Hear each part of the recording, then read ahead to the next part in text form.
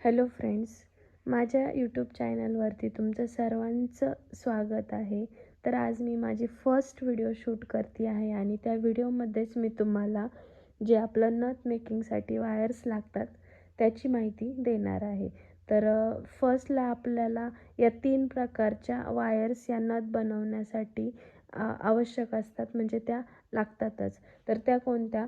तर ही जी आहे ती आहे 18 गेजची तार. त्यानंतर ही आहे ती 22 गेजची आणि ही जी आहे ती 24 गेजची. तर यांचा वापर कसा होतो? तर ही जी 18 गेजची तार आहे, हे पहा, ही दिसतानीच एकदम थोडी अशी जाड आहे. तर याचा वापर आपल्याला प्रेसची नथ बनवण्यासाठी, ज्या हेवी नथ असतात ना, त्यासाठी या 18 गेजच्या वायरचा आपल्याला उपयोग होतो. आणि ही जी 22 गेजची तार आहे, तर ही जी 18 गेजची तार आहे ती ही थोडी जास्त जाड असते आणि त्याच्यापेक्षा ही कमी जाड असते. पहा, थोडी वाकवली तर ही तार अशी लगेच वाकते.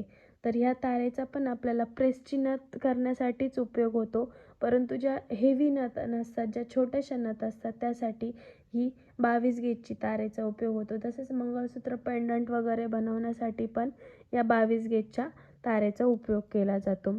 आणि ही जी वायर आहे पहा, दिसतानीच एकदम नाजूक अशी तार आहे ही याची.